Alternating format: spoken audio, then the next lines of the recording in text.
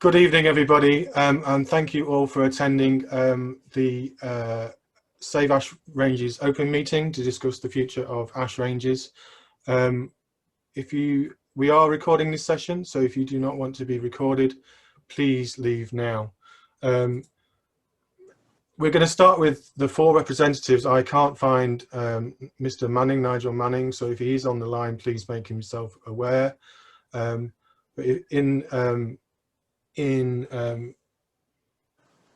his absence, maybe I would ask Joe Randall to say a couple of minutes.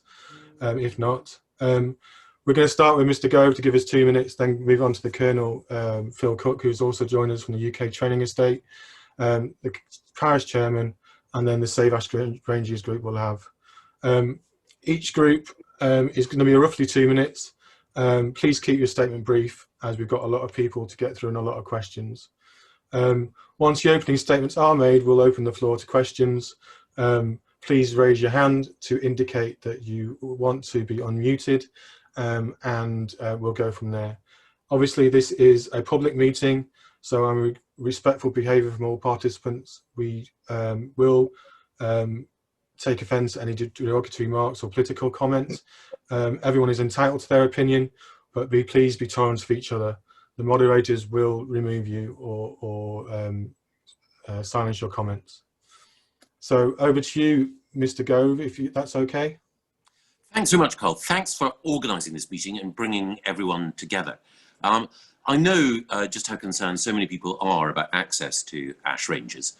And I know what a valuable amenity it is for so many people, not least, of course, at a time of lockdown, when it's been one of those areas that people have enjoyed as a source of natural beauty and a chance to exercise outdoors. I've been talking over the course of the last few months to a number of people at the MOD, and only this afternoon I was talking to the Minister Jeremy Quinn. We've talked to him before, along with other local representatives, to update him about the concerns that people have expressed. The point that Jeremy made to me, which we all accept, is that Ash Ranges is ultimately MOD land, and while we've had access to it for a long time, the principal purpose of the land is to ensure that the guys who keep us safe in the army have an opportunity to train safely. It's as a result of that that a particular part of the ranges, as we all know, 12% of the overall territory, the technical area, has now been closed to the public. I think that Colonel Cook will be able to say a little bit more about why that is. I raised specifically today my concern that actually that meant not just that the technical area was closed, but one of the easiest points of access for residents was closed as well. It was explained to me then that because of the need to protect that technical area, and because that gate, of course, leads directly into the technical area, that it had to remain closed. I know that's a source of concern.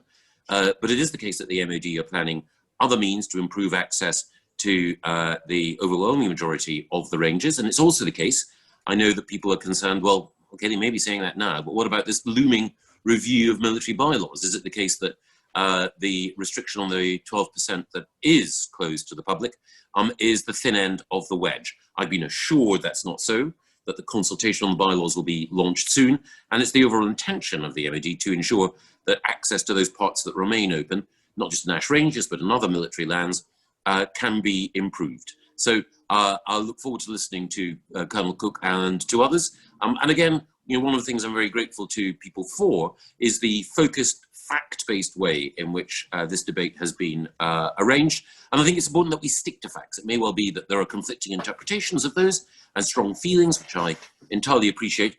But I think certainly for a meeting like this, the more that we can stick to the facts and then be clear about our positions, and ideally clear about what it is that we can and should do in order to reach a satisfactory conclusion, I think the better for all. Thanks, Carl, and thanks you all also to James and to other campaigners who've ensured that this issue has been at the forefront of mine and others' minds. Thank you, Mr. Gove. Colonel Cook. Great. First of all, thank you very much for allowing me to come and join this. Actually, I really do appreciate the opportunity to come and talk to you all. Introduction, my name's Phil Cook. I'm obviously a colonel in the army. I command the UK Defence Training Estate, so that's everything from the likes of Cape Wrath in Scotland all the way down to Penhale, so quite a large area of the UK. My principal task is deliver the safe place, and I'm charged with that. And really that involves the infrastructure of the likes of the camps, the dry training areas, their weapon ranges, all the live fire ranges. And that's my key task I have to deliver. And that's really to make sure that the user, the military, are safe when they conduct their training, but also to make sure that the public are kept off the estate when we're using it, because it's a danger to literally life for them. And then when we're not using it, we allow them on and that they're safe when they come onto the estate. So that's really what I'm all about. I have 6 regions in the UK, and clearly you know Lieutenant Colonel Dickie Bishop, who I think is on the call tonight, and he's my regional commander in the southeast, and obviously looks after Ash Ranges for me. I just want to go through, a few points on reference to the Ash complex. For me, it's 3,860 acres, so it's a large site, and it really breaks down to 3 land parcels. And as you know, we've got the range technical area, as Mr. Gove just mentioned. That's the range floor, and that's the bit we're probably talking about tonight. We then have the range danger area. That's the bit behind the stop butts where the bullets would go if they ricocheted or fragmented. And then we have round the outside with the dry training area. That's about 1,000 acres of land around the outside of Ash Range Complex. So what we did during COVID is we shut the technical area, the 12% as mentioned. It's about 460 acres. Now we shut that at the start of COVID because first of all, no one knew quite how that was going to work out. But the key thing for us was that the defence training estate was still fully operational during the COVID outbreak. And we had to prepare it both for soldiering operations and then on their return after COVID's finished. To do that, my staff had to use plant and machinery as they always do, and therefore to have them with the public nearby, it was deemed unsafe. And that's why we initially closed the gates for it. Obviously leaving the 88%, over 3,000 acres of people to still access. You may not be aware that actually during COVID, my commander in the Southeast, Lieutenant Colonel Bishop, actually took most, if not all, of training away from Ash Ranges. So that way the flag stayed down on the RDA, and that way you were able to access 88% at all times. And he did that by moving the live firing to the likes of Pirbright or Barossa. And that was done to enable, therefore, public access during that lockdown period to give the space. I think another thing people probably aren't aware, and we talk about the front gate and the entrance to it, and I know the site very well, is that at the start of the year, we actually improved the footpaths left and right of the gate. And we did that by widening the paths, cutting back the foliage, lifting up the area, etc. And that was to enable better access for it. And what we've done now, having listened to some of the issues that people have raised, is we're bringing work forward from next year, which effectively is laying a new surface on those paths, which will enable disabled access or a pram or a bicycle. And the team have been talking to the likes of disabled ramblers and the horse societies, etc., to see what sort of surface gradients we should be working on. So that work is going to start probably now as the bird nesting season is over, and we'll work through to March to get that done. So really sort of summary of it for me is that while we've closed 12%, and that's the range technical area, we did that during COVID. We were always going to do it at some stage in the future. COVID actually accelerated that decision. So it was always my intent to do it for safety reasons, but we accelerated that. And the reason to do it is that it's not a playground. The range floor is a dangerous place. And for a number of things, first of all, for the soldiers, they were finding excessive dog excrement. So they were having to walk, stand, lie in dog mess, which is just unacceptable really when they're conducting operational training. For my staff who are using plant and machinery, again, making sure they can do that unhindered. But also for the public, and you'll know the area, those lovely sand pits at the back are stop butts for bullets. So they're full of very sharp objects. The target mechanisms are dangerous. The mantlets, which have about a 10-foot fall onto concrete. Again, it's not a playground. It is a military part of the training estate. So that's why we're excluding people from it. I would like to point out again, 88% we have kept open and we will keep open. And 1,000 acres of that is open all the time, even when we're not live firing. As I say, we are doing all that work to enhance, particularly the area around by the lake. And I think that's a particular opportunity in the future for some sort of beauty spot there. I would also, my last point really is that the parish council, we've been working closely with them. I have to say they've been very robust with us, so they actually hold us to account, and particularly Colonel Bishop. I look forward to taking your questions afterwards. Thank you. Thank you, Mr. Cook. We are struggling with the 100 user limit. Unfortunately, we're at capacity, so I apologise for that. Have we got a representative from the council available to talk to us that wants to raise their hand? Because I can't see Mr. Manning, who promised to be here and give that.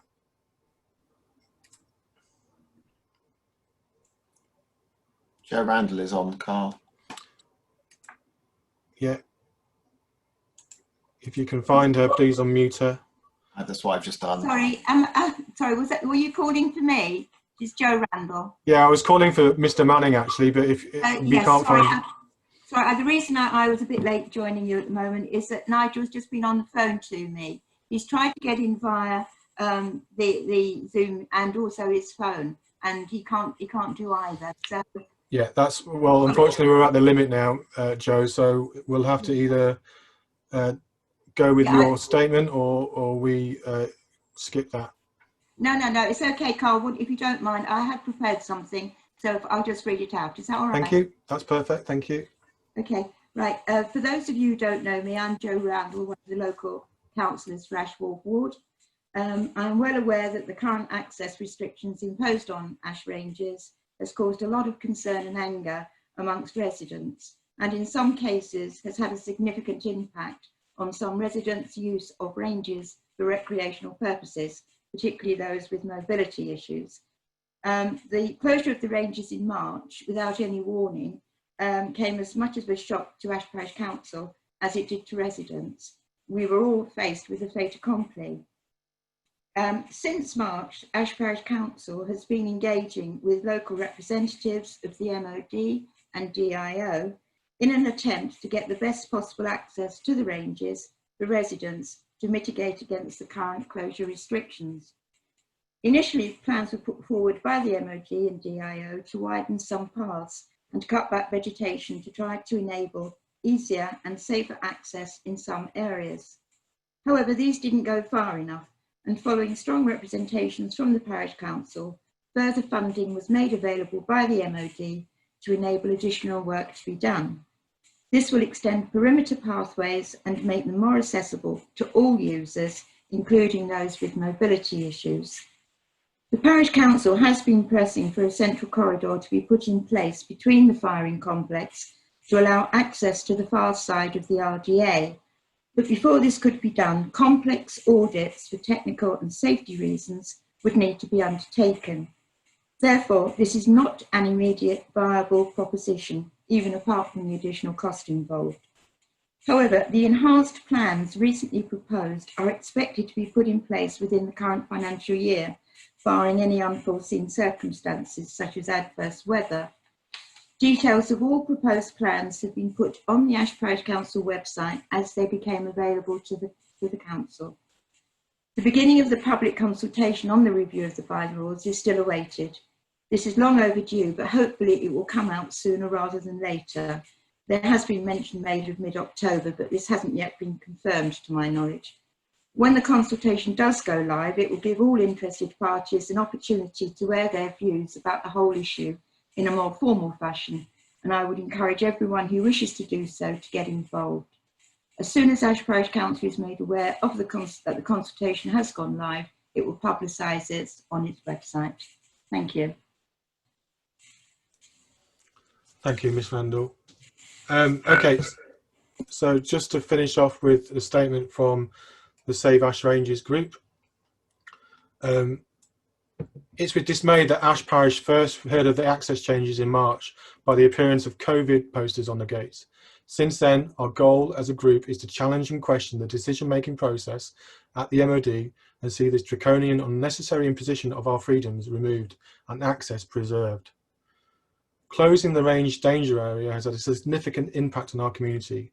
The number of stories our group has heard about the elderly, infirm, and young families struggling to replace this beautiful countryside has been numerous. The bylaws review team survey results makes it clear how many are impacted, and the number of hours families spent there per week are measured collectively in the thousands. It may only be 12% of the wider space, but it's the most accessible for all and used far more than the remaining 88%, most of which is difficult to reach and needs a car, but even that is impossible with the DIO closing the car parks. Clearly, the policy has been implemented blind. No impact assessment exists. We now find ourselves in open conflict with otherwise reasonable residents willing to break the laws of the land to do nothing more than walk their dog. We also have heard from community groups, scouts and guides, who have been teaching and moulding the next generations for over 80 years on the ranges. With the current restrictive rules around COVID, and without the ranges, these groups are struggling to put on a varied list of activities. We have heard several reasons for the closure. They have not held up to scrutiny. Initially COVID, quickly moving to vandalism and safety of the residents, now lost training hours. There were no different regulations or different animation or change to the site in the last 30 years. Why now is public safety a problem? We have sought clarity via Freedom of Information requests to understand the cost of vandalism, lost training days, and the number of recorded incidents. Even having to rely on Freedom of Information requests to get this information shows what level of respect the MOD has for its neighbours. MOD says it's liaising with the Ash Parish Council, who is representing the community. I challenge the councillors how the closure of the ranges is in the best interest of their constituents and what steps they have taken to get the community's view. I also challenge what evidence you have seen to support these closure reasons. To reiterate, no linear path, no matter how well graded or accessible, will ever replace 10 miles of informal tracks, nor the 340 acres of space. To think it would is, to be quite frank, insulting. We remain more than willing to discuss with the DIO and the MOD their concerns and how they can be mitigated. And this could be an opportunity to demonstrate an exemplary case of DIO and local community working together on common issues and for a greater good. Our group is calling for immediate reopening and restoration of access to the space. After that, we can review in detail the issues and work towards resolving those as a partnership, putting an end to the risk of future closures without valid and verified reasons. Okay. So just to reiterate, if you've got a question, please raise your hand. If one of the panelists wants to respond to any of those questions, then please also raise their hand. We have a lot of people here, we've reached that limit, so there's an awful lot to get through, so please keep your question brief.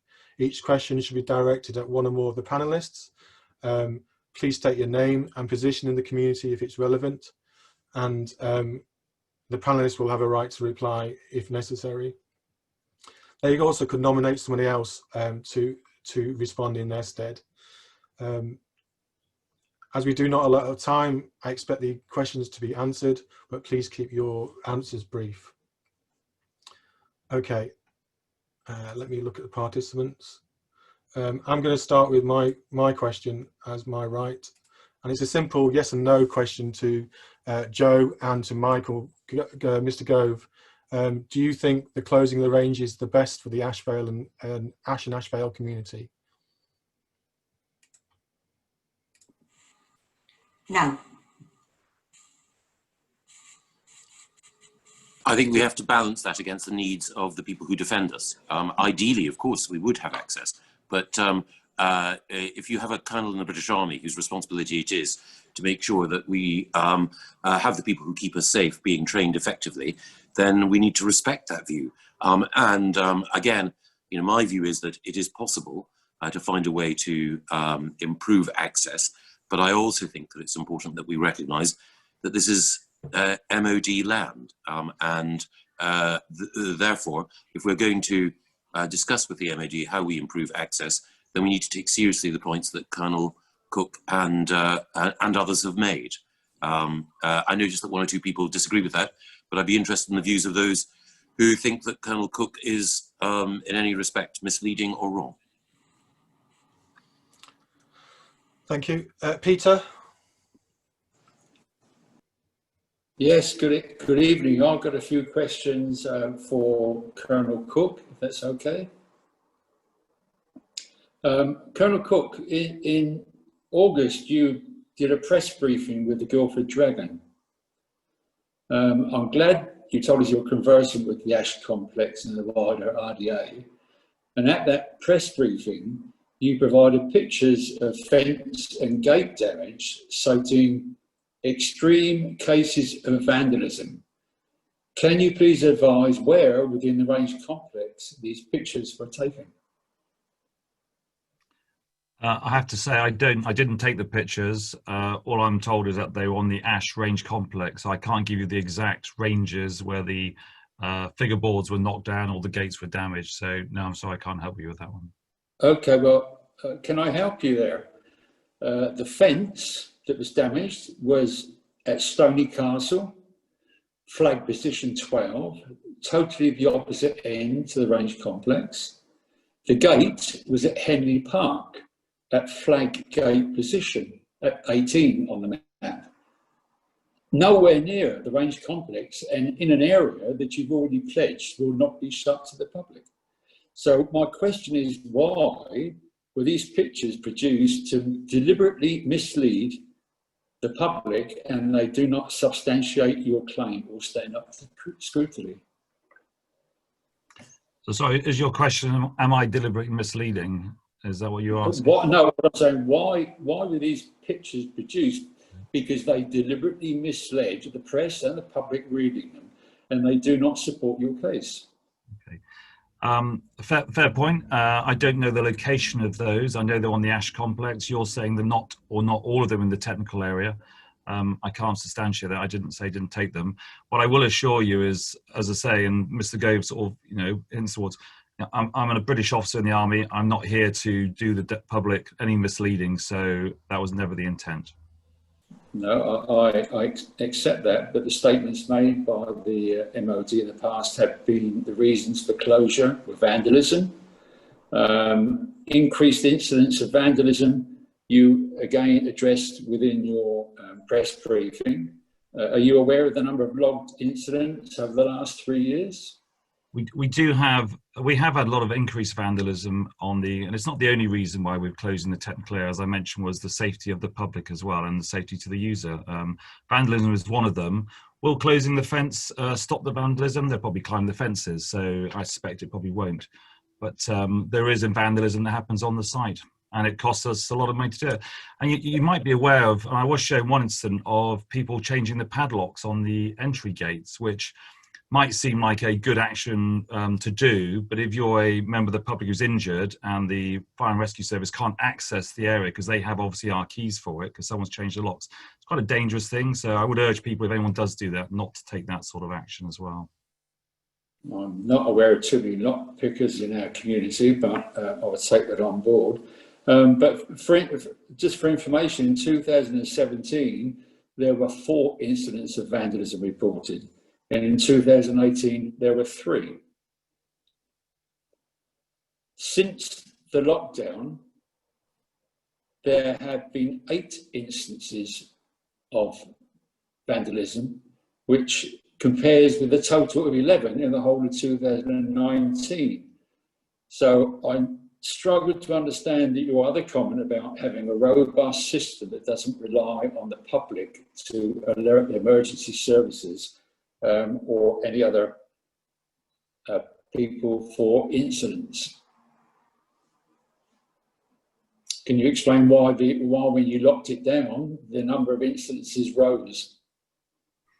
So no, I can't explain why vandals have increased the activity. No, it's I assume they've perhaps got nothing else to do, and they see it as a good opportunity to come and vandalise the military estate. I don't get involved with it. What I see is the bills and the damage that comes through eventually. But my point in question there was there were no public on site to be able to provide your eyes and ears. And you say you keep seeing the cost, but why are the MOD unable to provide evidence of costs relating to vandalism on the Ash Range complex? No, this is your last question, Peter, sorry. I've raised this with the DIO, with Landmark, and it's now subject to an internal inquiry, and we still cannot get an answer. So I think, so was your question the cost of the vandalism? Is that what you're asking? Yeah. Freedom of information requests to be made for a breakdown of the cost of vandalism within the Ash Range complex. And so far, that the MOD have been unable to provide that, and it's now got to the stage where I've asked for an internal review. I'm sure if you've asked for it, it'll come eventually. I say I'm not involved in providing that sort of detail. It's not the area that I normally operate in. So yeah, I would hope they provide it for you, and you'll see the cost. I think in the region of 100 to 170,000 is what I was quoted before. And I think this is part of the problem here, Phil, just to make a statement, is where we want open discussion rather than the secrecy that seems to have come about, and we're not if we're having to look at freedom of information requests to get this information, it doesn't really show us transparency. Yeah, that's a really fair point, actually. And I know that we've had a number of requests for information, and I think where possible, we will answer those. As always, data isn't always at hand, and depending who's collected it. But I know the team are looking at it. And I will stress, though, that vandalism is just one of the reasons. To be honest, it's not the reason we've shut it. As I say, it's the safety of the public and to the soldiers that are using the estate. Okay, shall we move on to Carla? Is Carla, she did have her hand up earlier, I made a note. Carla Morrison, I need to unmute you, don't I? That's why. There you go. Okay, I'm here. My question actually goes to the parish councillors that may be here. Firstly, which parts of our community have you discussed the closure of the ranges with? Perhaps I can answer that, Carla. Thanks, Jo. Okay. As I said, I hope I made plain in my statement. As soon as the closure took effect in March, we tried desperately, the parish council tried desperately to get hold of the MOD and DIO to actually have some engagement with them, which eventually we managed to succeed in doing. With regard to engaging with residents, in fact, they engaged with us. We've had loads, between us, Councillor Manning and myself, we've had loads of emails from interested residents, which I hope we tried to answer as fully as we possibly could with the information which was available to us. But that's not actually with the community as a whole, that's individuals within the community, isn't it? I take your point there, but we were actually, we found that the majority of people who were mainly affected were possibly down, sort of down towards where Carl and possibly yourself live. So we had a lot of interest coming from there generated. People from other parts of the parish, and remember we've got a very large parish, weren't quite so affected. So we basically engaged with those who were really immediately wanted to know what was going on. We didn't have to forum, if you like. Sorry, okay, that's what you were aiming for, wasn't it? I mean, it's been an individual issue that you've discussed rather than with the community as a whole, was really what I'm getting at. A couple of other things. Have you seen any of the quotes that relate to the vandalism that the public may have caused, and also those relating to the hours that have been lost by the MOD because of any members of the public causing vandalism on the ranges? We've been given sort of some figures. I haven't actually seen sort of any sort of thing written down, but I know that there's been quite a lot of very many hours of training time lost because of the necessity of clearing up, particularly on the, obviously where the fight with the butts are, etc. And with vandalism, of course, well, that's always going to be with us. But there was, I think there was a sum of, let me see, I think it's £170 of necessary expenditure incurred since, I believe, 2015. That's a figure that I've got in my mind somewhere. But like we said earlier, Jo, have you seen any breakdown of that figure to understand, particularly with the pictures that were shown by the MOD in the article on the Guildford Dragon, does that relate to incidents within the now closed off area or not? Since it was being closed off? No, the figure I was quoting has gone right back several years. So just to take the picture of the Henley Gate incident, that's obviously nowhere near the area that is now closed, and wouldn't be affected and shouldn't be included in the cost incurred in the last 5 years to raise that as a point of action. And I was wondering if the council had seen any of that and can give us detail. No, no, we haven't. We haven't. We've just been given that sort of worldwide figure. Okay. Thank you. Can we move on now to Richard Sorry, Deary? could I have one final question? If you're brief, please, Carla. Yeah, sure. Again, to Jo, as she's here. Have you had sight of and read the survey results on the use of the Aldershot military lands conducted by the bylaws review team? No. If I have, it hasn't stuck with me. It's something I sent you personally on yesterday, Monday. Oh, sorry. Yes, I have. Yes, I've got it here somewhere. I did print it off. I did scan it. Sorry, Carla. I wasn't aware that that's what you were referring to. Thanks, Jo. Thanks, Carl. Thanks, Carla. Richard Deary. Yeah, hello, can you hear me? We can, yes, thank you. Yeah, good evening. My name is Richard Deary. I'm one of your constituents, Mr. Gove. I'm 15 years proud service in the British Army, man and boy, most of it operational and a considerable part of it on active service. I left the British Army disabled and I'm a disabled war pensioner. I'm very much someone who's affected by the lack of access to the flattest and easiest part of the ranges. Before I have a question for Mr. Gove, just to address a couple of points by Colonel Cook.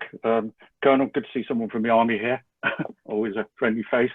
I do need to address a couple of points you made. The first one was about minor point changing padlocks. I've been present when the emergency services have tried to get out of some of the gates other than the main gate, and I'm talking namely about the gates by the GP surgery in Ashvale. I've offered to help open the gates if they're given the keys, and it's quite clear that they don't have the keys. So that might be a problem you might want to pick up on with the emergency services of whether they have keys for access out of other gates rather than the main ones.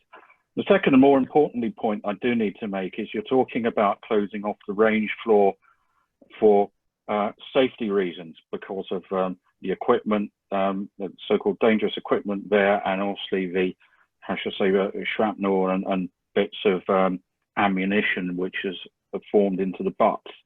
It's an interesting statement because you haven't made any attempt to try and fence off and restrict non-firing days access to the ranges at Stony Castle and Henley. So that really sort of blows out of the water that kind of argument in respect of safety. And then secondly, there's not been a range-related incident since, I believe, 1982, and certainly no reported incidents of injuries on either any machinery or from debris from any explosives, ammunition, or other military ordnance. I just want to make that point. Anyway, my main question is to Mr. Gove. Might as well get my money as your constituent, sir. Thank you for coming and for outlining your views, some of which I agree with, some I disagree. My question to you, sir, is last month the Prime Minister and senior member of the government which you are part of launched his war on obesity. Please can you advise on how this strategy is compatible with the MOD's continued illogical and illegal denial of access for recreation and exercise to an area vital to achieving this necessary public health aim? Well, thank you. Well, the first thing I just want to say was thank you very much for your service. I think anyone who's served in uniform, and particularly someone who, as you are, is living with a disability, deserves the gratitude of all of us. The second thing is that, as I mentioned earlier, my own view is that it's preferable if we can have, as citizens, access to as much of the ranges as possible. But the third thing is that I have to respect the judgment of, and I do respect the judgment of Colonel Cook and others. I think this is an opportunity for us to ask questions and to gather information, and if we differ from him, then that's understandable. But I do think that we should respect the point he makes. You're also right about the broader point, forgive me, about risk. It is the case, I think, that the only serious risk as a result of ordnance was, you're right, in the 80s. But that's not the only risk that people face, including our soldiers who are training there. The broader point about obesity, you're absolutely right. Exercise is a critical part of that. It's a critical part of health and well-being overall.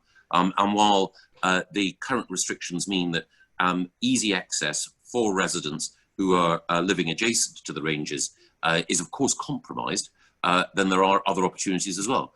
I'd like people to be able to enjoy the maximum amount of access, but I also think that the right thing to do is to discuss with the MOD, with DIO, and with others how it is that we can work with them. And again, if the Colonel feels that there are specific risks and he's outlined them, then I think it's important that we engage with those and see if there's any way in which they can be mitigated or addressed. And I think that there's nothing illegal, as far as I see it, about the actions that the MOD have undertaken. Again, if people think that there are legal difficulties, fine. Final thing that I would say is that government, all governments, can sometimes be a bit high-handed. And if I reflect on this, I think one of the things that could and should have been done is perhaps earlier warning and consultation about the steps that were taken. Absolutely. But I think the important thing now that we have the privilege of this dialogue with Colonel Cook, and also that we have the parish council talking to Colonel Bishop, is that we try to find the appropriate way forward, balancing our wishes to maximise access with the legitimate concerns outlined by Colonel Cook on behalf of the men and women who keep us safe. I'm actually going to answer that. I'm sorry, Carl, if I can drop in. First of all, I say, Michael, without being rude, but it doesn't sound as if we do have your wholehearted support in trying to gain access to the public area. I don't mean that to be rude, but that's what it sounds like. I don't think many of us here don't have any confidence in any of our public representatives, sadly. Look, well, I think I'd say two things. One, I do want to ensure the maximum amount of access. But the critical question is, as we listen to Colonel Cook, and as we listen to those who are representatives of the armed forces and the MOD, which of the points that Colonel Cook raises do we think are mistaken or wrong, and how can we reach an appropriate way forward? So I wouldn't have had meetings with the Secretary of State for Defence and with Jeremy Quinn and his ministers if I wasn't anxious to find a way forward. But it's also the case that we can't have a way forward where we decline to be in a civilised conversation with Colonel Cook and others. As I say, I deeply regret the fact that the decisions that were taken weren't shared in advance. We do have a forthcoming consultation on military bylaws, that it will be an open consultation.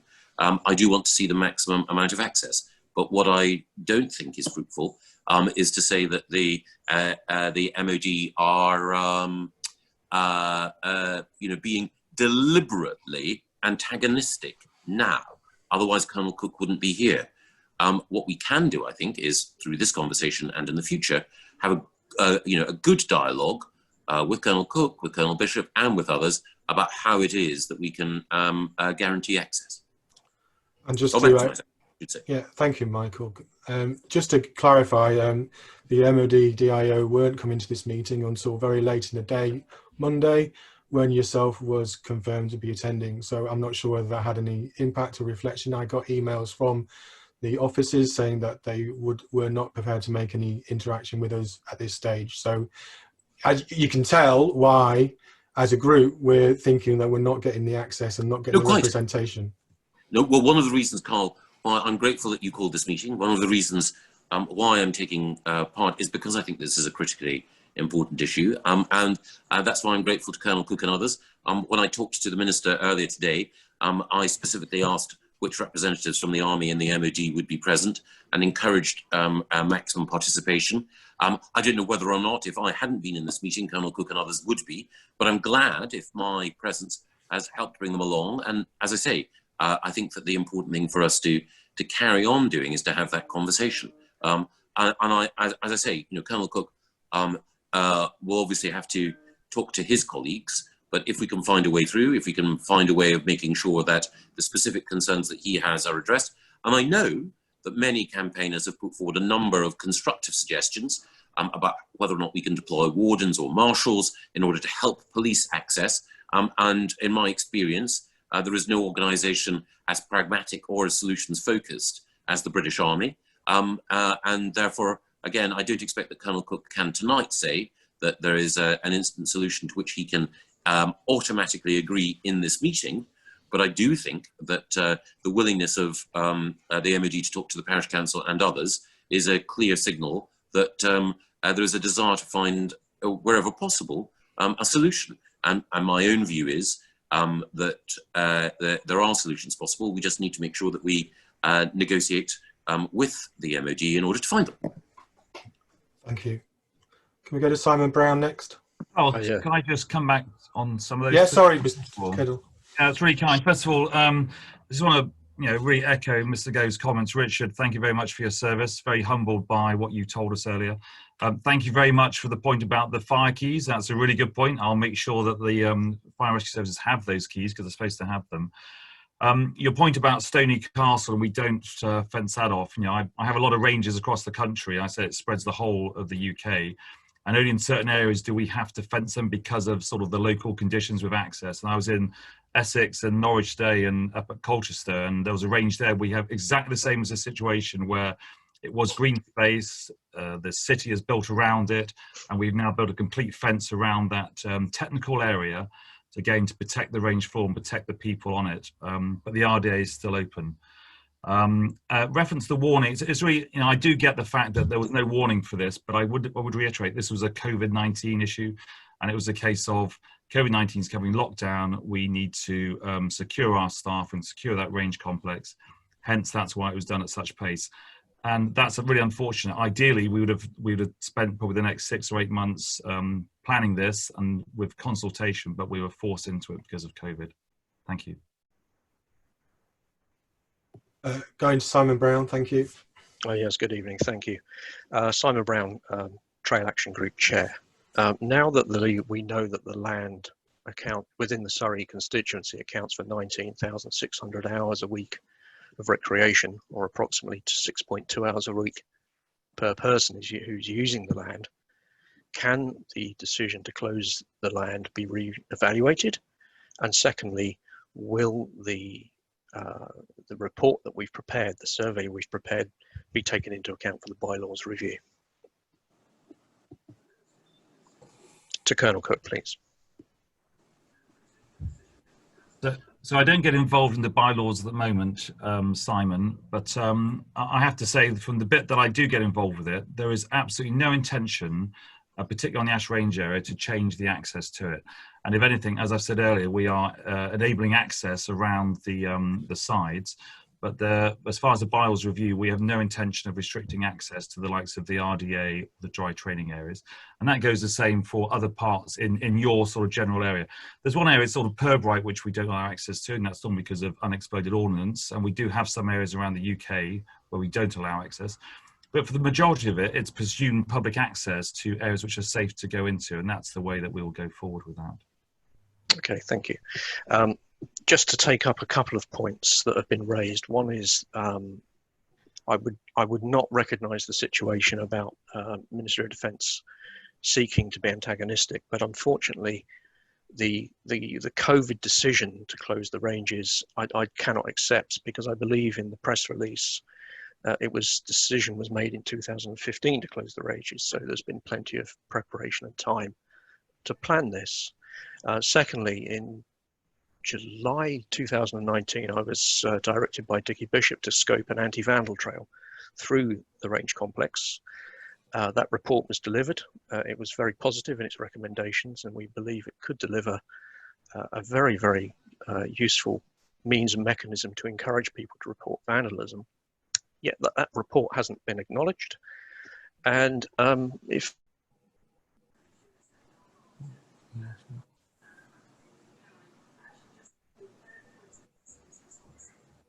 We might have lost Simon there, sorry.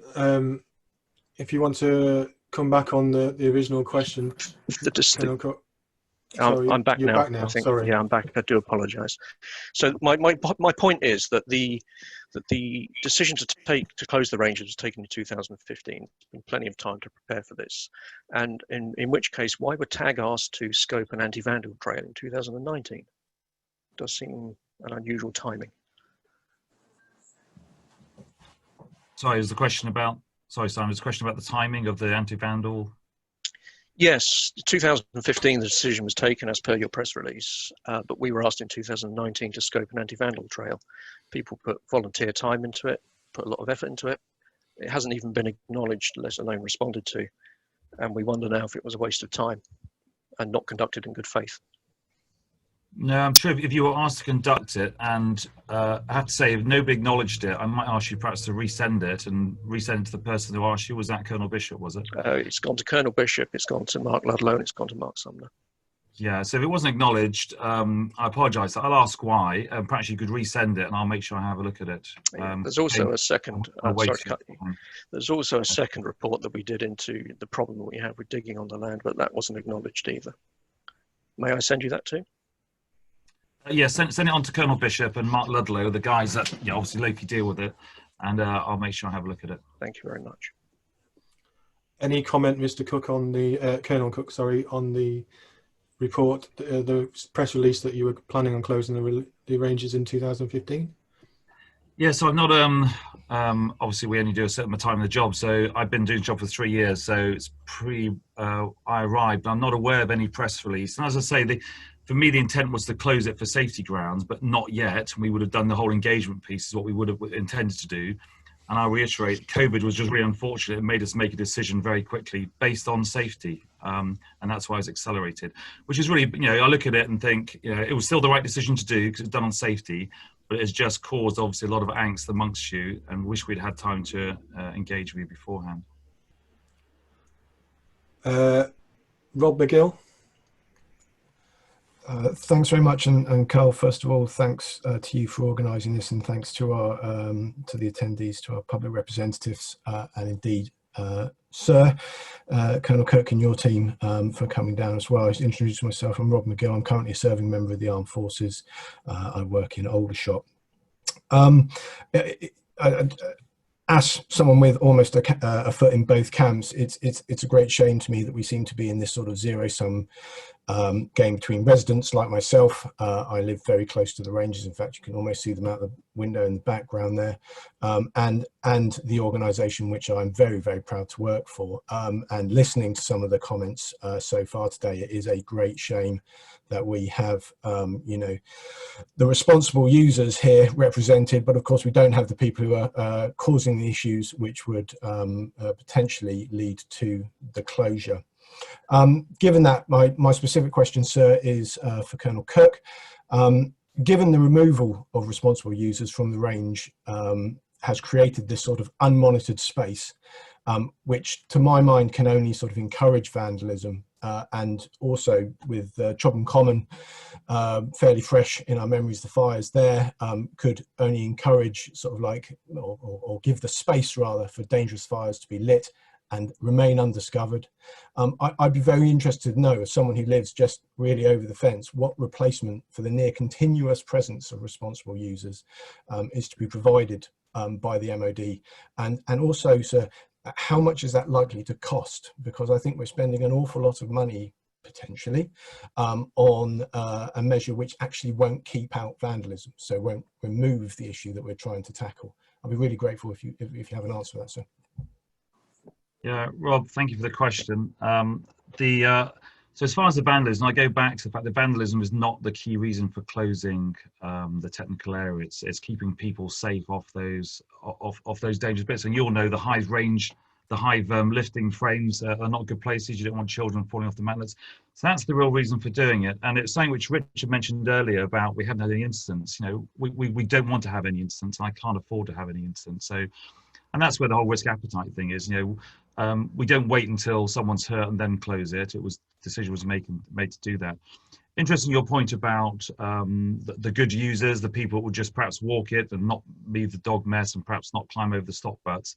And I do appreciate that. It's probably good eyes and ears that we use in the local population. I suspect the vandals are probably out and about it late at night. I don't know what time they come and go. We have rolled out a camera system on Salisbury Plain we've been trialling, which is a both overt and covert system. In certain areas, we get fly tipping, or we get vandalism or incursions, hair coursing. And that trial is taking place at the moment, and it's a set of very overt cameras, but also covert ones. And then we deploy the Ministry of Defence Police to then come in and hopefully catch the perpetrators. And it is something I've been looking at to do at Ash Ranges as well. Clearly funding, and I don't have an exact cost for it, but as you know, these things never come cheap.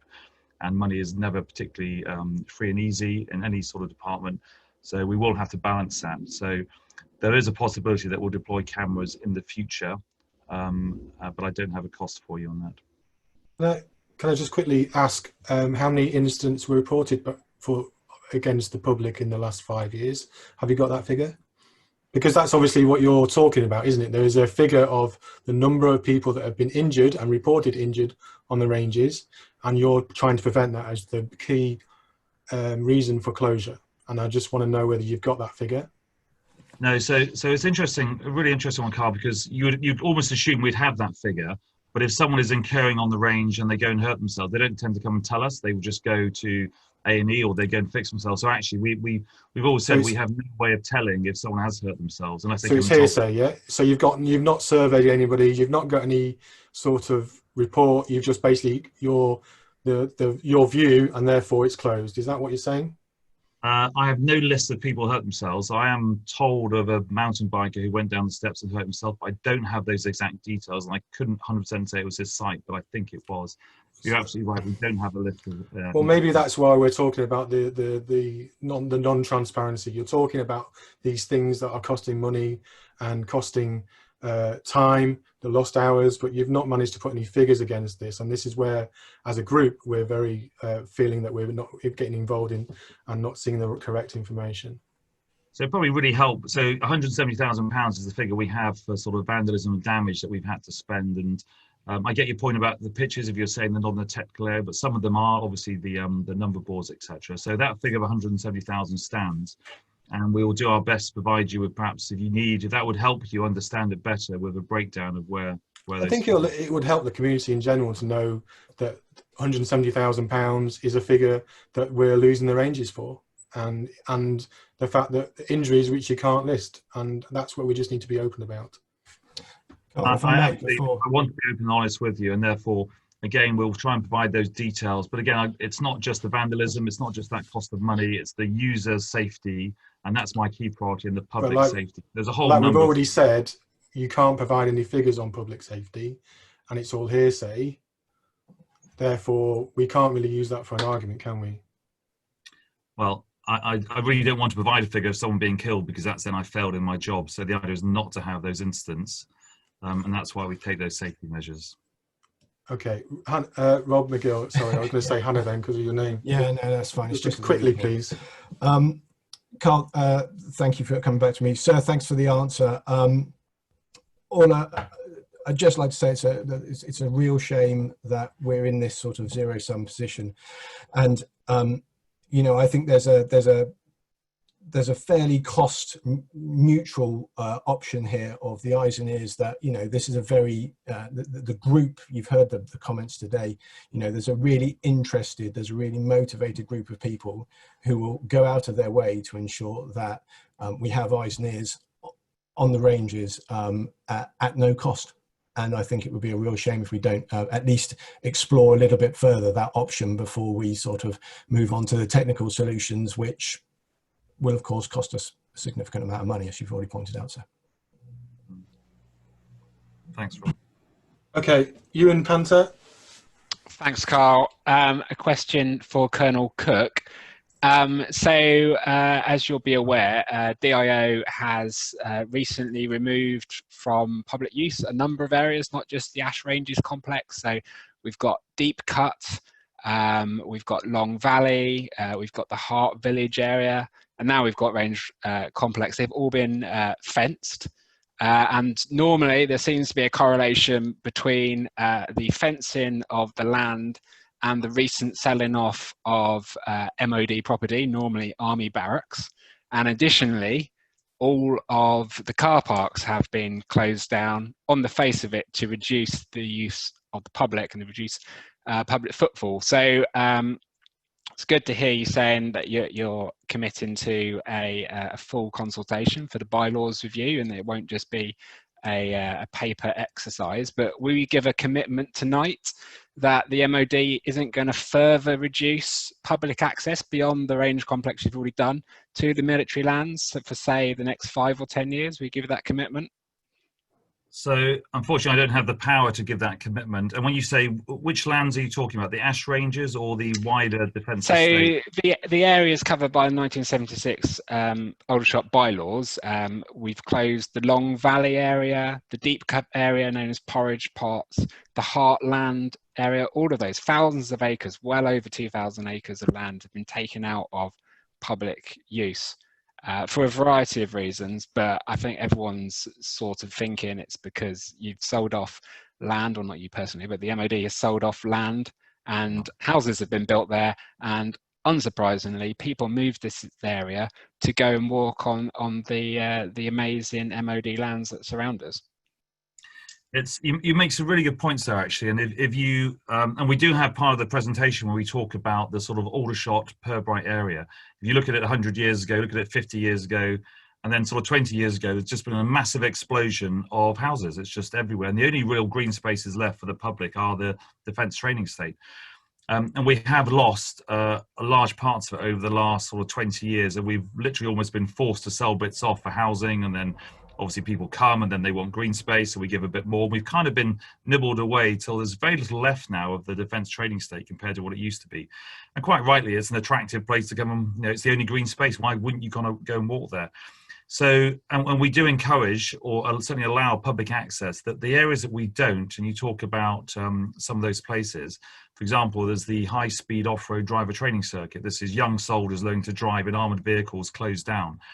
And we would find people picnicking or cycling around that circuit. And this is a soldier in a 60-ton vehicle looking through a small escape. So quite rightly, for safety, we need to sort of fence those off when we're using it. When we're not using it, we'll open the gates and let them in. So while we have fenced areas that are dangerous to the public, when we're not using them, we would normally then open the gates to allow you into them, because there's no plan to be excluding you from more areas. And I'm just going, if you talk about the Purbright one, for example, the Purbright danger is a no entry area. We don't go in there, soldiers don't go into it. It's not the Purbright danger area, sorry, just to correct you there. It's the dry training area outside of it, which has been in public use for 150 years and was closed when the Princess Royal Barracks, were developed into the deep cut development that's ongoing at the moment. It's apparently going to be open at weekends, but it's not in practice. Yeah, so the fence was built by, I think, the housing developer, and again, it was to separate from the training estate to what we call sangs, which is the area that we give up for people to walk on. So we try and protect the training area, but we give up land for people to exercise. But that area was already available to people to exercise, so it's not giving them area to exercise, it's reducing the overall area they have to exercise. Okay, thank you. Unless there's a rebuttal on that, Mr. Cook. Sandra is up next. Thank you very much. Can you hear me? We can. Oh, good. I've done that right then. I have 3 points, please, for Colonel Cook. First of all, you've spoken, I've mentioned several times now, public safety on the ranges. As somebody who used to have access to the ranges as a child and whose mother lived facts onto the ranges, I'd like to know what has changed, please, on the ranges to suddenly make them so dangerous for the public to walk on, because visibly nothing has changed whatsoever. That's the first point.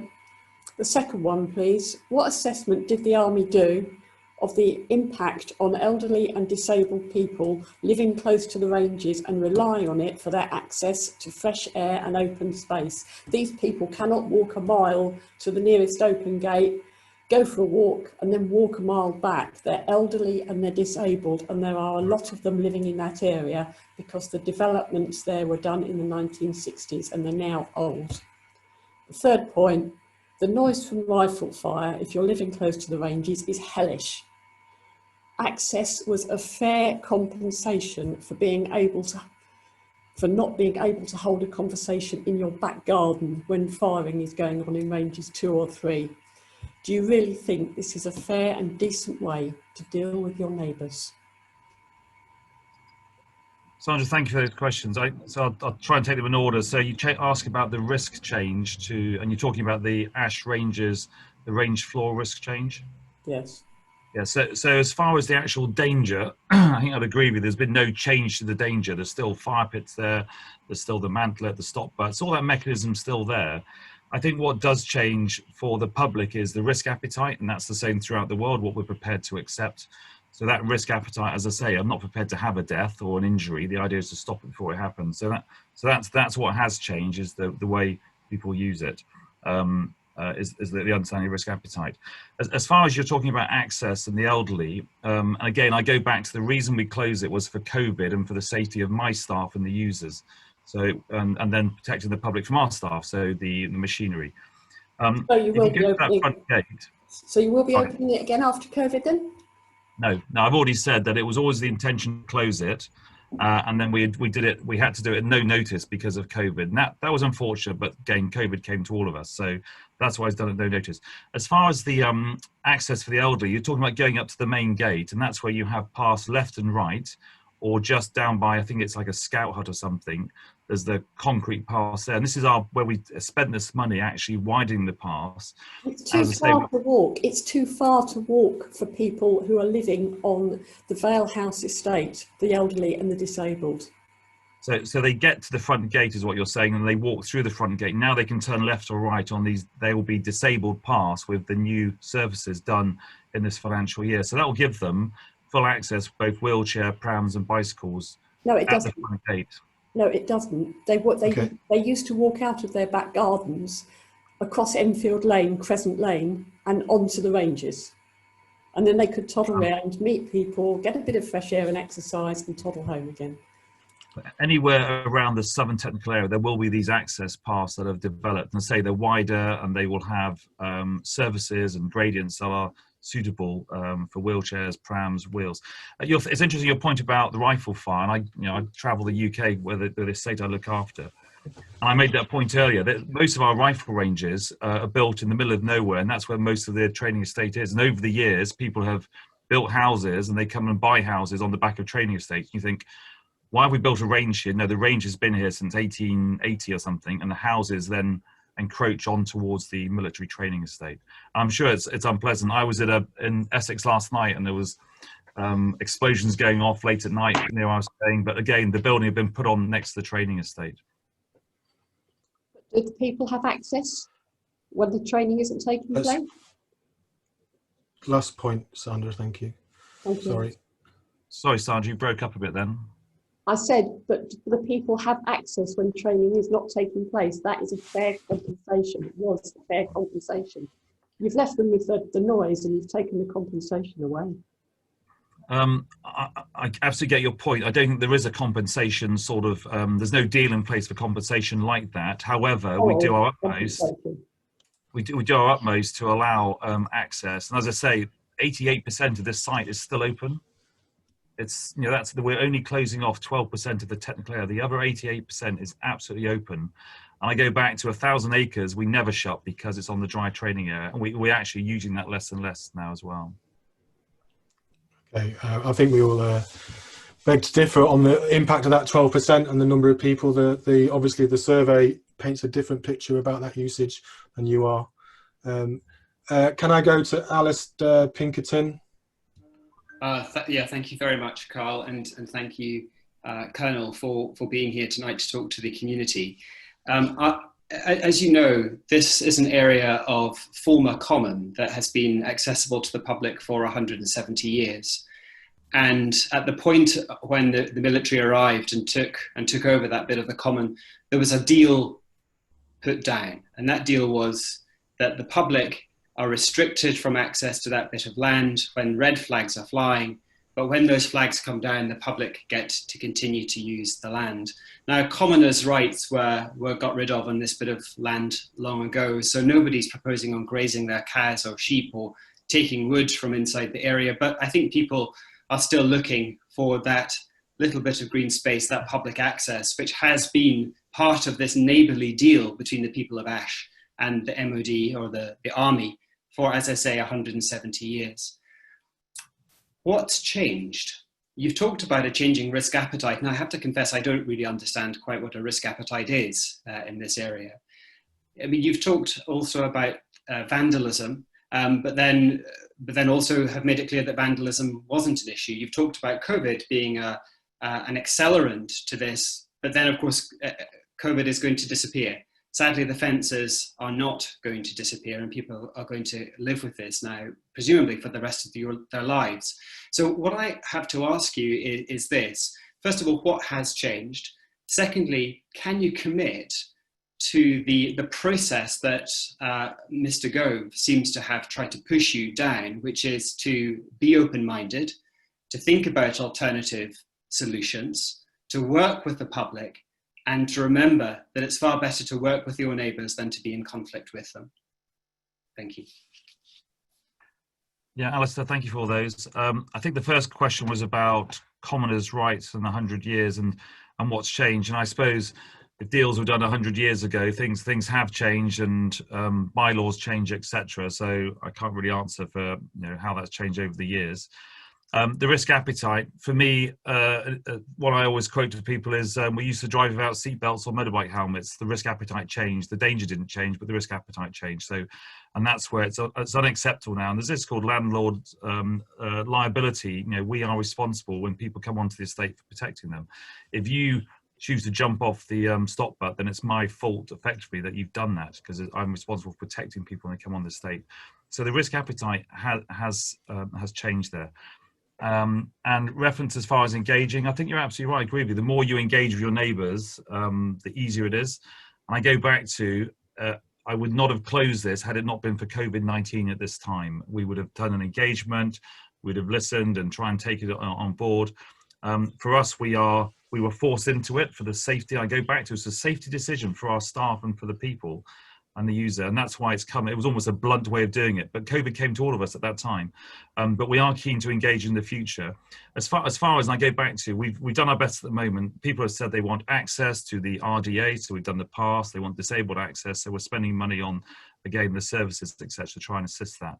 And I do think that area too. I do know the area. I've walked the grounds from the entrance round to the gates.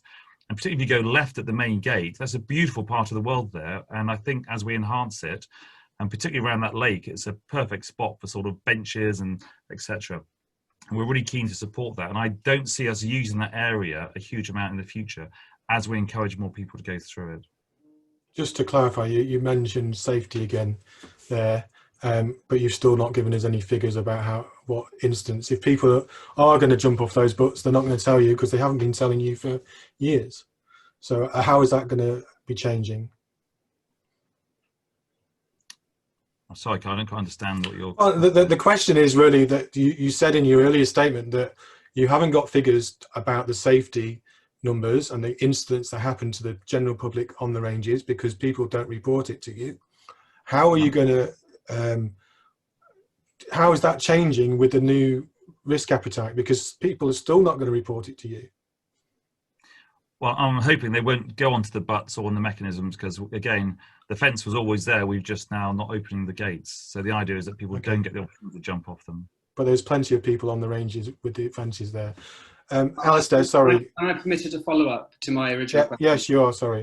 No, it's just two things, if I may. One thing, there have only been two sets of bylaws since the 1860s. And of course, the bylaws remain in place, and yet the fences have appeared. So it's not as though the fences have changed in response to a bylaws change. They've appeared despite the bylaws remaining the same and making it very clear that the public of Ash and indeed elsewhere have right to access that bit of land when the red flags are not flying. And the second thing I'd say is that the risk appetite, as you describe it, I think would provide a chilling vision to absolutely everybody that lives in Surrey Heath. As you probably know, given the role that you occupy, the vast majority of the green space that we enjoy in Surrey Heath is MOD land. I know that the nearest test track that I have here is where I walk my dog. And today I was on MOD land in Deepcut, again with my children. If indeed your risk appetite has changed to the extent that it has, why would stumbling over a tree root or falling down a slope on those other areas also not fill you with great fear and potentially expose you to those kind of liabilities? What you're describing is a policy that will see every bit of MOD land across our constituency, across our boroughs, fenced off. I don't believe that that's your intention, and if it is, I'd be glad to know that now. But if it's not your intention, what makes Ash so exceptional? So your point about, there is no intentions to fence off the defence training estate. We physically couldn't afford to do it, let alone physically achieve it. It's just, and there's no need to do that. And as I say, the idea is that it's a presumption of public access, and where it's safe to do so, and you think of the size of the training estate, we allow the majority of it for public access. It's only where we have UXO or dangerous activity, whether it be ranges or high-speed driver training circuits. Your point about the bylaws, and I have to say, all of you probably know the bylaws in far more detail than me, because you've probably gone through it with a fine tooth comb, and a lot of them are old, antiquated, etc. But the bylaws do allow public access, or allow us to grant public access, apart from areas which are fenced or gates, and therefore it doesn't say we can't fence them. It allows us to do that, and therefore to exclude you from that part. Okay, Kate Foster. Good evening. My question is to Michael Gove. Good evening, Mr. Gove. I'm a constituent of yours. My question is about the military bylaws review. We've heard talk of this supposedly taking place. When is it going to take place? Who makes that decision about when it actually will happen? The consultation is conducted by the Ministry of Defence. And as Alistair has reminded us, we haven't had their bylaws updated for quite some time. I talked to the Secretary of State for Defence and to his effective deputy, Jeremy Quinn, and they said that later this autumn, I think probably next month, that consultation will be launched and we will have an opportunity to contribute to it. Again, as Colonel Cook pointed out, one of the things that we all need to do, the MOD and those of us who are concerned about the future of access to green spaces, contribute to that consultation. As I say, the undertakings that I'd received from the Secretary of State were that he was looking to improve access and to improve means of access to those parts of the estate which it was safe to do so. Again, we've had this discussion about the particular 12% that has been closed. I think one of the things that we should seek to do is to use that consultation as an opportunity to continue the dialogue with the MOD about making sure that we can have the best possible access. One thing I should say, of course, is that much of the land which is MOD land is also protected by a variety of environmental protections, sites of special scientific interest and others. So I think it's important to recognise that the MOD and others are rightly balancing environmental considerations along with other considerations as we continue to make sure that we can get the maximum amount of access. Final thing that I would say, because I have to go now and vote in the House of Commons, is that I think it's important that we maintain this this dialogue and this conversation. I'm really grateful to everyone who's taken part in this meeting, and of course particularly grateful to Colonel Cook for having given up his time, and particularly in debt to Carl for having organised this meeting. I think all of us want to ensure that we continue to keep up this conversation. And as Colonel Cook has said, he regrets that the decision was taken in the way it was at the time it was, but there's a commitment now to constructive dialogue, and I think we should carry on in that spirit. So if you'll excuse me, thank you very much. And again, Carl and everyone else, thank you. Thank you, Mr. Gove. Thank you. Mr. Cook, Colonel Cook, are you able to take any more questions? I need to unmute you, sorry. Yeah, sure. Can I just mention one point? It was talked about car parks actually earlier, that we were shutting car parks. We don't provide car parks on the military training estate. What we provide, particularly in your area, is safe places for military vehicles to pull over while they then open the access gates. So we're very much not shutting car parks. They're just pullover spots. So they have been closed. It's where we allow vehicles to pull over. I do think, as we are custodians of this large estate, that we do our best to look after it. And Mr. Gove mentioned the SSIs, so we have a huge amount of it, and we do maintain the estate in a good order. And in all our areas, we are doing our best to enable people where they're allowed to have good access, whether that be signs, paths, gates, etc. As I go back to, my primary role is safety in some areas, and it's very few areas we actually fence or gate off. But for the majority of areas, and I go back to that Purbright question earlier, Colonel Bishop's working with a number of groups to look at a circuit around the outside of Purbright. No one goes into the middle of it, not even soldiers, but we're enabling people to cycle, etc., around the outside or ride horses. Okay, can I go to Malcolm, who's had his hand up for a long time? Apologies for that.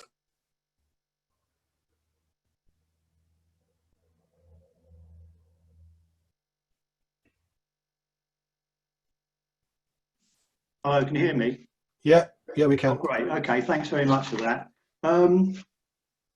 In some respects, I think that the whole meeting now can stop talking about the 88% of land that can be accessed, because clearly everybody's interested in the 12%. So, you know, that's one thing we can stop talking about. And I think the other thing we can probably stop talking about is the vandalism, because clearly that isn't the major point anyway. I've got more to say really than ask questions, but I do have one question for Colonel Cook, if he'd be kind enough to consider it. I'm talking on behalf of the First Ash Vale Scout Group, and the very reason the First Ash Vale Scout Group are devastated that they can't access the 12% is because of safety and activity. It is much safer to do things that we do in the ranges, in that 12%, than anywhere else.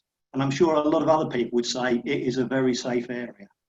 Colonel Cook said that, I think he said that he's responsible for the 88%. And I think a very good point has been made that, you know, I guess if one of our scouts fell over in the 88%, then, you know, that's Colonel Cook's fault or problem, not fault, but problem. I can't see a difference between the outside, the 88% and the 12%. Our scouts, we have 100 young people, Beavers, Cubs and Scouts. We're the largest youth community in the area. We've got 20 adult volunteers. We use the ranges a heck of a lot. You wouldn't even know we'd been up there. We do all sorts of things, from incident practice, first aid, making stretchers. We play games, we pitch tents, we stargaze. We go there on our bikes because it's not safe on the Vale Road. It's actually a lot safer in the ranges than off the ranges, which I think needs to be understood. And I just appeal really to Colonel Cook, please think of opening that 12% up, because you're having a big effect on 100 young people. And the children who make up our young membership really have got every confidence that the Ministry of Defence and our elected representatives, and I'm really disappointed that Michael's had to go, and our community can work together to solve what these problems are. I mean, if there are some new risks, let's sort them out. I find the dog poo thing a bit of strange, because my question to Phil is really, obviously problems have developed over time with regards to accidents and what have you, and risk. And I'm not expecting the army really to put notices up, please take your poo with you, but I would expect the army, the MOD to recognise how well the land is used, and to work with the community, the council, whoever, and improve the situation. But to just close it off without any communication, has there been any communication about closing it off and the problems? Have we attempted as a community to pick up the dog poo or put notices up? And I'm just repeating the point that it's much safer on the ranges for our young people, this 12%, than elsewhere.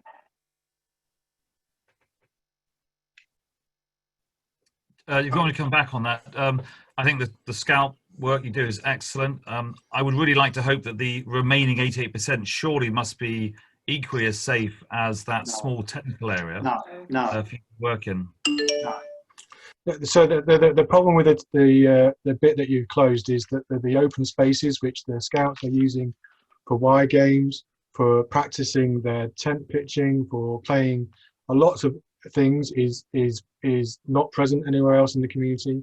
The woodland, which in its proximity to wide roads, is not available anywhere else in the community. And the safe place to ride your bikes and to train people how to ride bikes is not available anywhere else in the community. Leaders always say that they feel safer on the ranges as they can keep an eye on the children. Nowhere else is that large open area.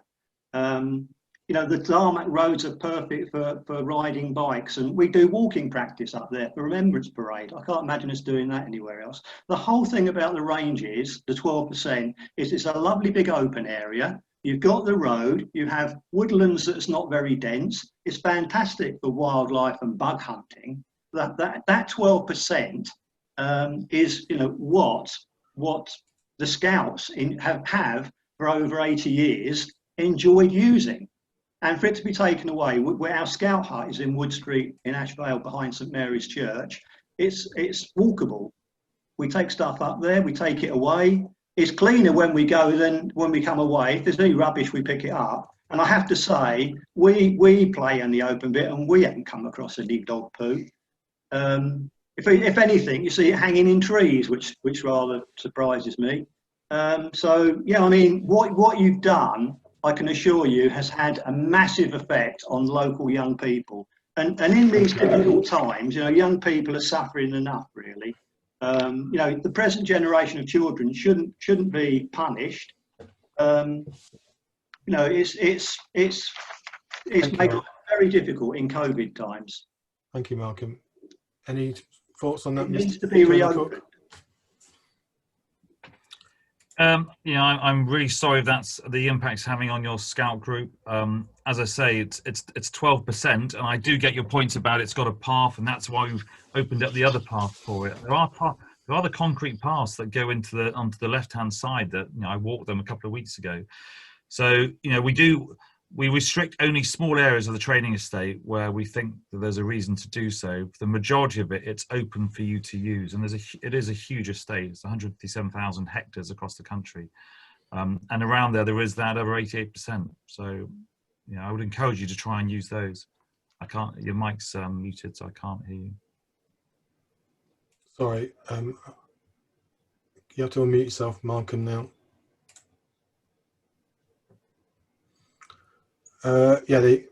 Let's move on then to Nikki. I need to unmute you as well. Good evening, everybody. Thank you, Colonel, for spending your time discussing this evening.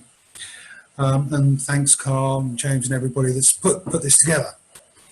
I'm a marksman myself.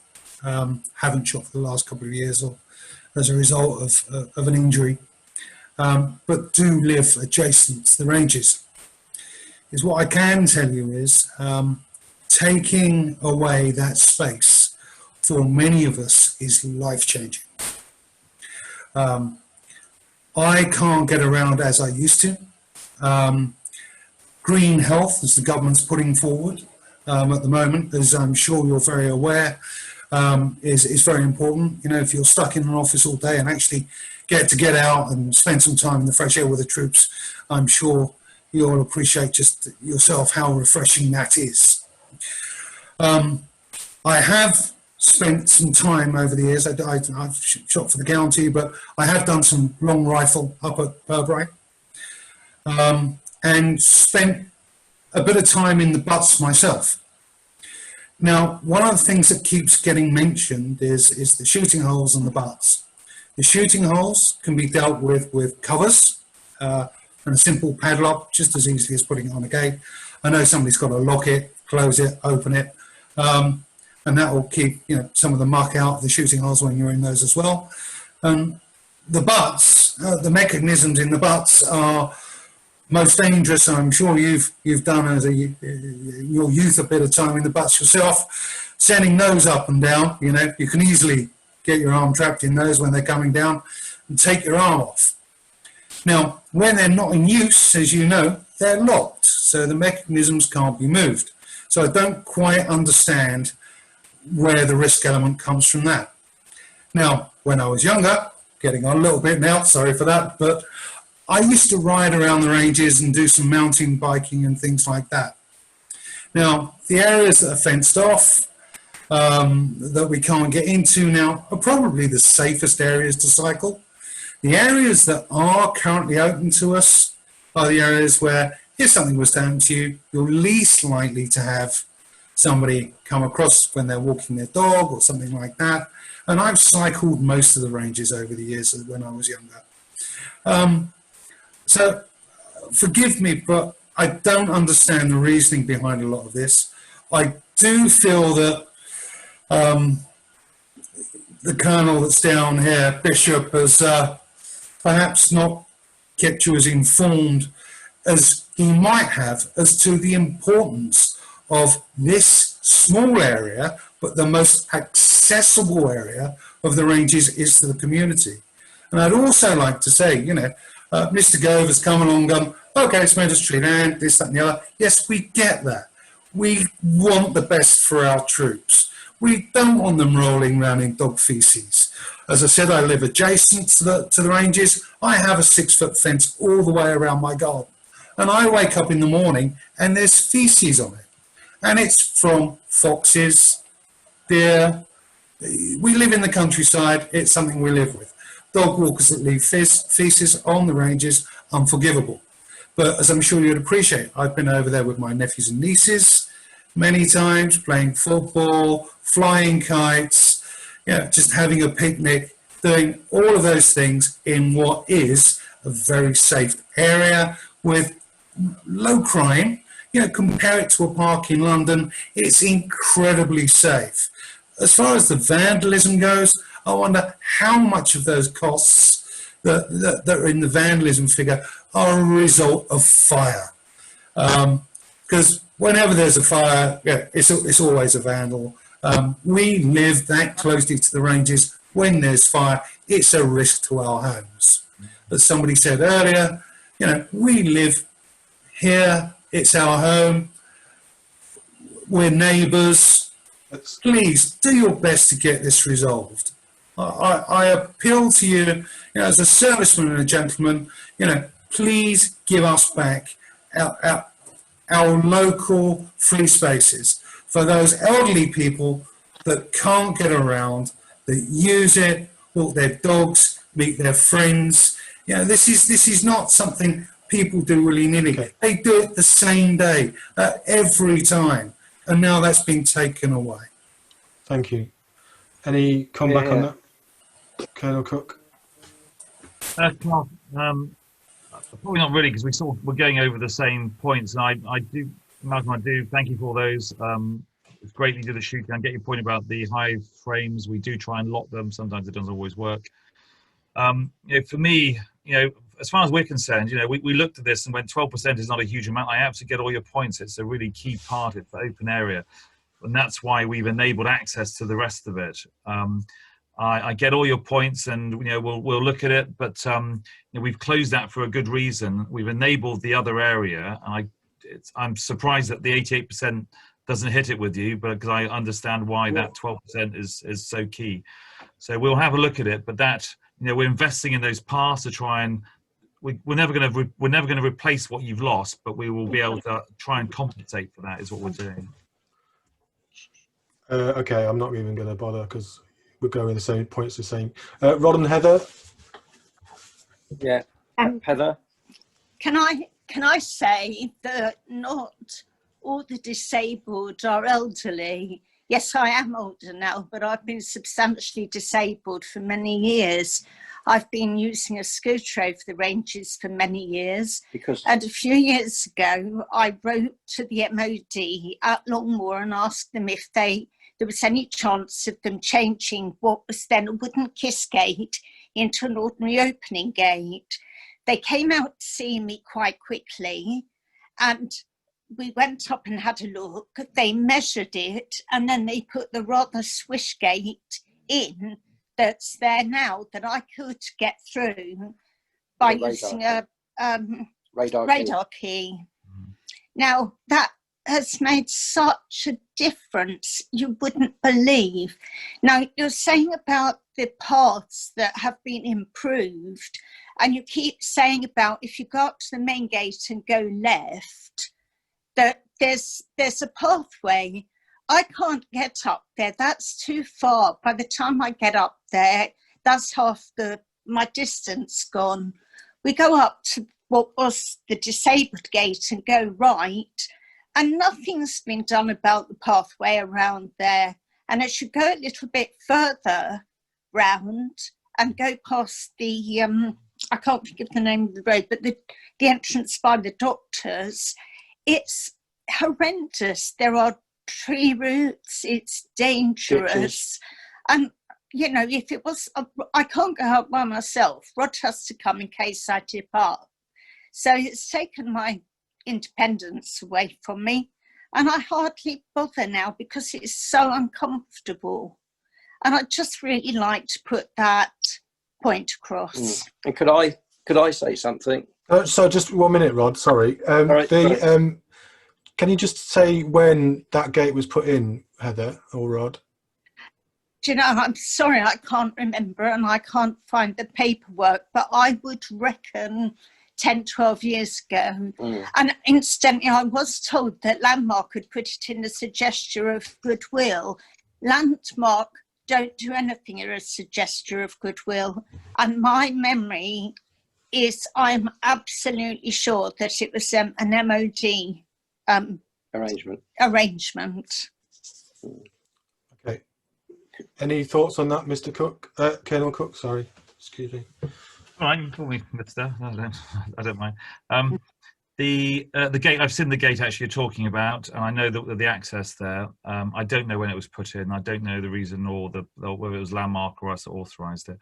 As far as the pass, I think you're absolutely right. They're not easily accessible at the moment. And I don't want to keep going, as you say, go over old ground, but we are spending the money now to make them accessible. But that won't happen. It's this financial year, so by March they should be in.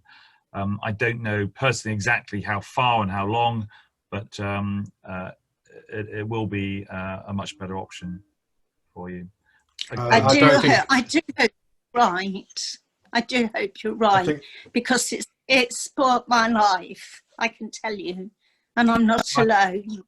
Yeah, I'm really sorry to hear that, genuinely. I'm really sorry that it's had that impact on you. And when we looked at after the COVID lockdown, and we looked at what the options were, and we did discuss, we had a number of meetings now to look at the options, and the best way to achieve the safety of the range area, but then enable the access, was to widen and improve the surface and the gradient of those paths on the outside to enable access round. So first of all, you can have disabled access, but it can enable access to the other parts of the training estate.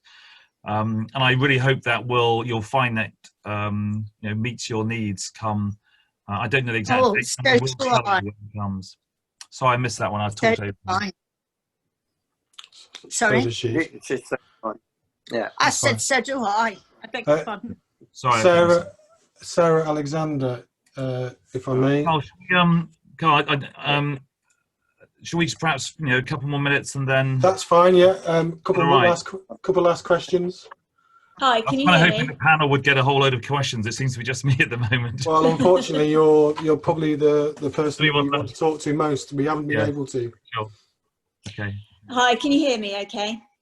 Yes, very much so. Hi, I'm Sarah Alexander. I'm a 20-year resident in the area. I was very interested in your comments about the appetite for risk. And I'm sure we're all grateful that you want to keep us all safe.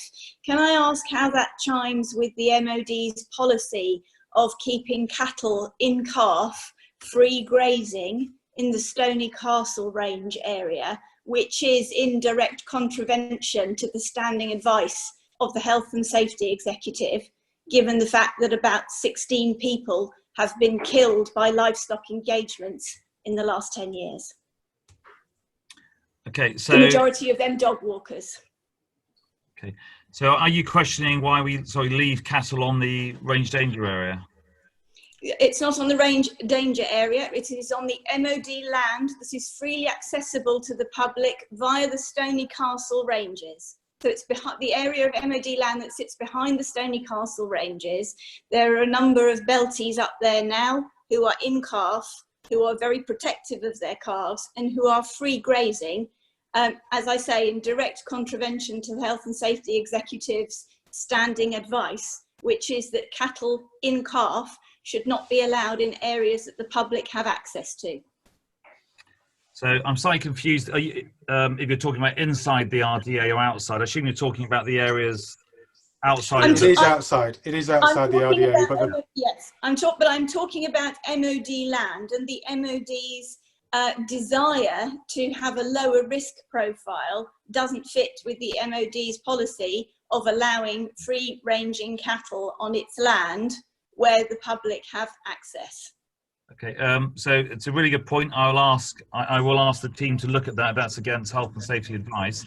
As far as cattle, we do, if there's 100% of the defence training estate, we lease or license about 98% of it to farmers to graze cattle or sheep or to plough it. And you'll notice on the main part of the range danger area, there are cattle that we lease the land for farmers to do that. If nothing else, that's actually to support the environment, and this is part of our commitment to SSSIs, that we have to graze the ground to keep it going.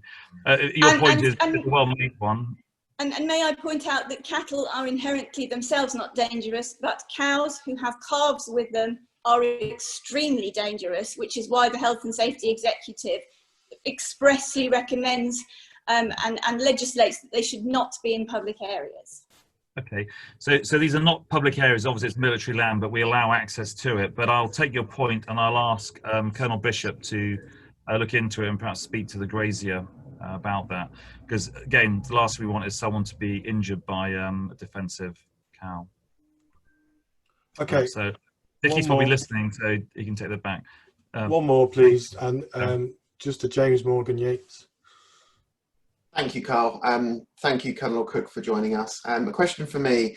In 2007, the MOD Police initiated a warden scheme with local residents to keep an eye on incidents within the Ash Ranges area and to report issues. I have a letter here from a PC member of the Ministry of Defence Police congratulating those members for a successful year in 2007 and looking forward to the scheme continuing in 2008. Is there a reason why a scheme like this can't be introduced now to eliminate the problems of vandalism and public safety that you're so rightly pointing out? No, there's no reason why a scheme couldn't be introduced. You're probably aware that the Ministry of Defence Police were removed from the Defence Training State. I think it was about 2012. So as a cost-saving measure, they were taken away. They've actually come back now. If you're not aware, there are now 5 of them based at Longmoor that will now look after that area, and 5 on Salisbury Plain. And that is having a huge impact for us on some of this antisocial behaviour. And therefore, the reason it probably died off is because there was no MDP. They've come back now. So I'm very happy to ask Colonel Bishop to talk to the MDP Sergeant to see if, perhaps engage with you and see if that's a good thing we can take forward. Fantastic. And a final question. Do you have any figures on the, since the MOD Police came back to the Ash Ranges, do you have any figures on people that have been stopped and given warning off notices that have been potential vandals versus those that have been simply been dog walking and enjoying the ranges as people have done for 170 years? Sorry, James, you went Daleki on me then. Can you just repeat that? Can you hear me again? I can hear you now. Yeah, you just missed out on the critical part of the question. Sorry. I apologise. I was just asking, since the MOD Police have come back, we've had reports of lots of people being stopped and giving warning off notices when all they're doing is walking their dogs on land, as they have been able to do for 170 years. Do you have any stats on the number of people stopped for doing anything vandalism, anything dodgy, versus those simply walking their dogs with their families? No, I don't have that to hand. All I'd say is I'd probably pretty much assure you that if an MDP, a military defence police officer, was to stop someone, they would be off the public rights of ways or off the access points or doing something they shouldn't be doing. Their job is that they are recruited, or we employ them because of something called Training State Public Safety. It's an initiative we started 3 years ago. You'll notice the vehicles have been changed, to the branding, the dress that my soldiers and civilians wear with the Dago jackets, the deployment of the police, etc. You'll notice the landmark staff now that we have on there. And it's all about trying to protect the public and the user on the training estate. So I don't have those stats for you, but I would be really surprised if any policeman was giving somebody a ticket for something that wasn't warranted to do it. It just seems suspicious timing that you close off the ranges and a few months later you bring the MOD Police back after, 10 years? And then they start stopping people, members of the community that are doing what they have done for 20, 30, 40 years. Yeah, James, I'd like to come back on that point. So as far as timing wise, we did a study 3.5 years ago into an incident if somebody was to come onto the training state. It's actually on Salisbury Plain and the possible injuries. And what we found was that a reduction of our staff, a removal of the police on the estate, that the incursion rate, whether that be 4x4 drivers, fly tipping, vandalism, people just going camping on the estate, has significantly increased, particularly in the Salisbury Plain and the southeast area. Why? Because that's where the only green spaces tend to be the military estate, and therefore, the risk of injury. And therefore, we have deployed extra staff across the UK. Ministry of Defence Police are now in the southeast and the southwest. I have extra landmark staff. I said earlier, I've done cameras now on Salisbury Plain, the jacket. So it's a whole effort to try and make people safer, the training estate safer, and for our own soldiers as they're training. Thank you. One final question, if I may, just on the topic of MOD police. You mentioned a while ago that one of the areas, consistent areas of vandalism, was to the butts, and that's an area of concern because it protects, it catches bullets that are shot, and that in the past people have perhaps walked on top of the butts and damaged the butts. One of our supporters actually captured a picture of a MOD police vehicle parked on top of one of the butts, which has signs explicitly saying that you shouldn't be on those areas. Is it fair to assume that perhaps some of the vandalism on those butts was actually down to MOD police activity and not actually members of the public? Yeah, I don't know. I'm surprised you actually drive onto those butts, but you can around the back. The MDP aren't there to vandalise the estate; they're there to look after it. So someone took a photograph of them. I assume they're up there for a good reason. So. But you're not supposed to be on there. There's signs prohibiting anyone from being off there, saying "Please stay away." That it will damage the butts. Yeah, I can't. I don't have the details of that. I'm sorry. Okay, thank you. If you got a picture, then send it through, and we'll have a look at it. Picture. And I reported it to the DIO ops room as well. Okay, thank you. Okay, Peter, just last one question, if you don't mind. Sorry, Mr. Colonel. Yes, I was very interested in your comment, Colonel Cook, when you said that it had been planned to be closed since, I think, 2016, and you would have liked to have had discussions with the community, and then COVID came along and sort of forced your hand to close. I can understand that, but now that COVID is not the problem that it was, we're supposed to be getting back to a new norm that should include the military.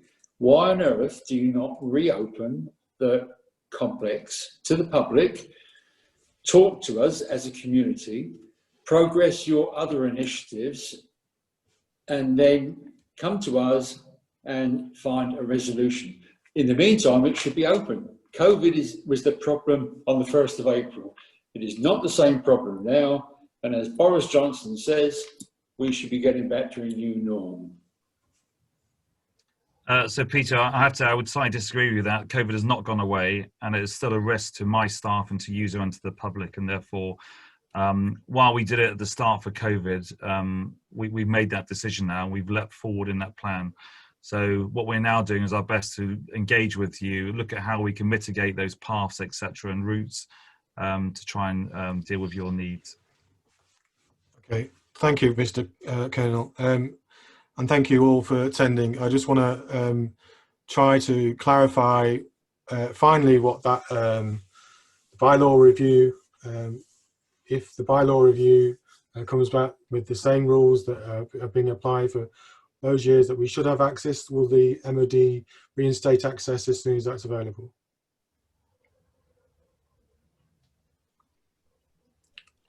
Sorry, Carl, was that a question? That was a question, just basically saying a statement that if the bylaw review that we meant to have a say in, that I'm assuming that yourself is not going to be the final decision maker. If we do manage to get enough support and enough reasons for that closure to not happen, will the MOD reopen the ranges as soon as possible? So the bylaws allow us to prevent access to fenced areas. So the bylaws would have to change significantly to stop us doing that. But that's the whole point of the review, surely, sir. Yeah. Again, I'm not involved at the moment in the review. I expect I'll be asked to get involved in the future. And again, if it's a law, it's a law, so we'll have to comply with it. Okay, thank you. Thank you very much for all your time, particularly you, Colonel Cook, and thank you for staying on so long. And the members of the council, obviously.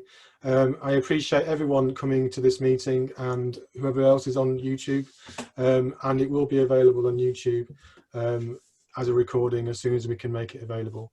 So again, thank you very much for your time. Great, thank you.